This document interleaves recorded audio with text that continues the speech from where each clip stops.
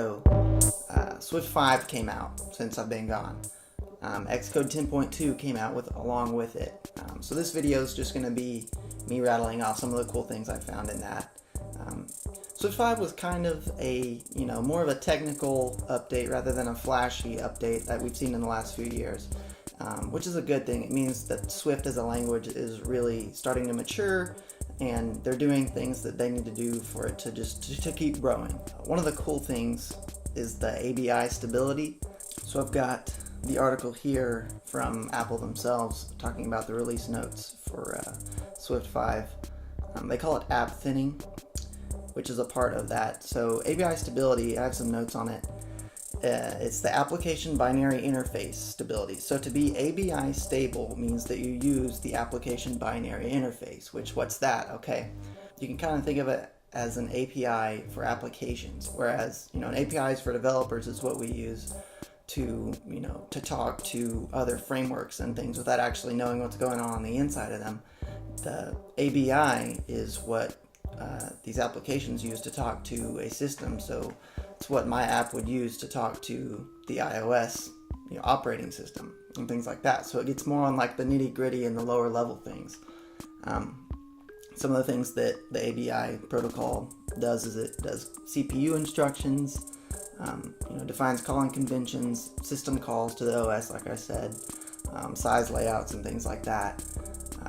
So that's not super exciting in and of itself, but what it means is that the app doesn't have to bring its own protocol with it in each package, so that your bundle doesn't have a Swift runtime library into it. So it's app thinning, it's making all the apps a little bit less in size. So you can kind of think of it as a protocol, right? So my app now conforms to this ABI protocol, with the system that everybody else is already using. It's kind of talking in their language. So it's a good thing anyway. And along with that, we're able to use closed source Swift packages, opposite of open source packages, whereas closed source are the binary compiled packages. An open source would be, a framework that's the source code and all that. All right, let's see what else.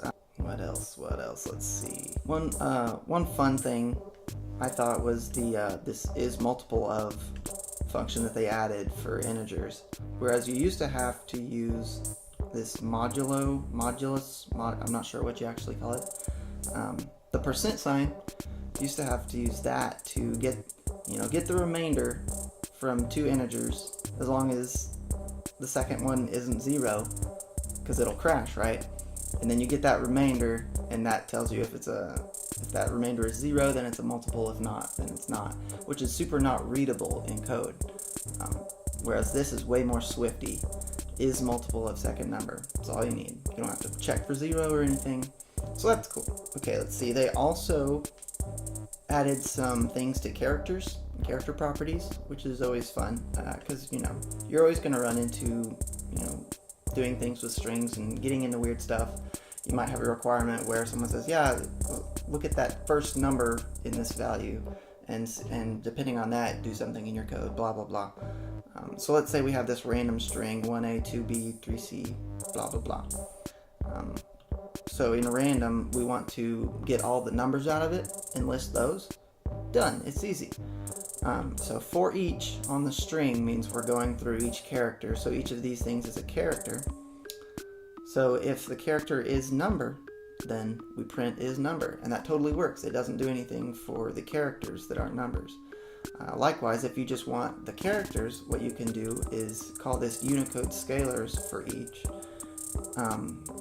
And then for each of those, you have to jump into the properties, and is alphabetic will give you if it's a character and not a number. So I can run this. Here we go. So it looks like we printed out 1, 2, 3, 4, 5 first, as it went through this first loop, and then we printed A, B, C, D, E. So hey, it works. Okay, so that's some fun things like that. Other than that, not a real flashy Swift 5. Like I said, it's more stuff under the hood. Another thing everybody likes about this new release are enhanced delimiters, as they call them. there are certain characters and strings that won't show up by default unless you escape them with a backslash, right? So if you want to print a backslash, you have to escape it with another backslash behind it, which is always kind of clunky. So say you don't want that to happen in a certain string, you can provide it this delimiter with these, as I call them, hashtags. So in this example isn't super straightforward. So I'll jump over to Hacking with Swift. Paul Hudson's got some really great stuff on Swift 5 if you want to go check that out. And if you don't know of Hacking with Swift, it is an amazing resource as an iOS developer.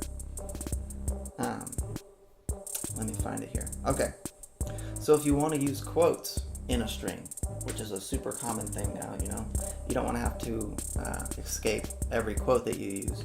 You can delimit with 2 hashtags, since you also want to use a hashtag in the string too. You can delimit with these 2 hashtags on each side to say, this is my delimiter, everything else should get printed. And there you go, that's what you'd have. My dog said, woof, good dog. I like that example. In other news, I got accepted to Wwdc 2019 this year, which I'm super stoked for, never been to. So if anybody is going to be there and wants to hook up, for sure, let me know. I'm currently still working on my Clean Lift app, just, bringing updates and new features and trying to build out some social features onto that to just make it a fun experience for people to, send and share workouts and talk and get tips from each other and things like that. So if you want to follow me on that, you can download Clean Lift from the App Store or follow any of my Instagram accounts, iOS Luke, the Clean Lift Instagram account, whatever. I'm always posting on there to share what I'm up to. So I think that's about it. As far as Swift 5 goes, I'm pretty happy with it. Nothing too flashy. The migration was super easy because, yet again, not a lot going on. Xcode 10.2 is looking good so far. Has the minor bugs and issues every once in a while, but it's looking good. So with that, I'll see you guys next time. Thanks for watching.